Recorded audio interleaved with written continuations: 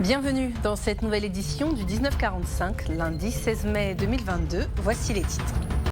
L'éducation étant un pilier stratégique du développement national, le gouvernement investit également dans ce domaine. Ainsi, d'ici 2025, l'État prévoit pas moins de 6 lycées d'excellence pour jeunes filles. Pour ce faire, un investissement de 5 milliards de francs CFA est annoncé dans les années à venir. Les établissements seront principalement situés à l'intérieur du pays. Ils devraient contribuer à favoriser la scolarisation des jeunes filles et à lutter contre le décrochage scolaire.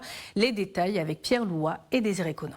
Un temple du savoir avec internat dédié aux jeunes filles verra bientôt le jour ici dans le village de Tagoura. Après les études techniques, la ministre de l'Éducation nationale, accompagnée des élus et cadres de la région, est venue donner le premier coup de pelle, marquant le démarrage des travaux. La cérémonie qui nous réunit ce jour s'inscrit dans cette dynamique. Il s'agit du lancement des travaux de construction et d'équipement du lycée d'excellence de jeunes filles avec internat de Daloa.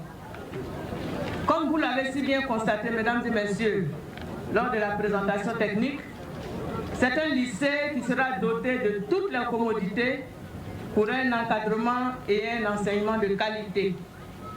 Il convient de préciser que le lycée d'excellence des jeunes filles de Daloa est le premier de 6 lycées du même standing qui seront construits dans 5 autres villes de la Côte d'Ivoire, San Pedro, Bondoukou, Odiéné et Dibokro et Abobo.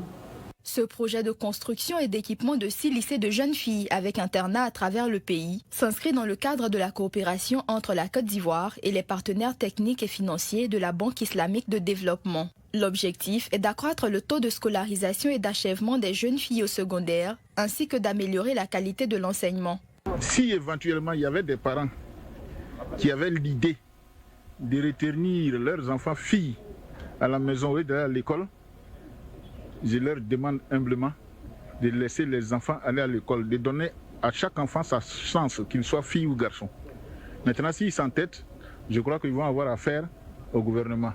Aujourd'hui, le gouvernement du président Alassane met l'accent sur le développement intrinsèque de la femme et de la jeune fille. Donc, les lycées d'excellence qui viennent comme ça, ce n'est pas au hasard.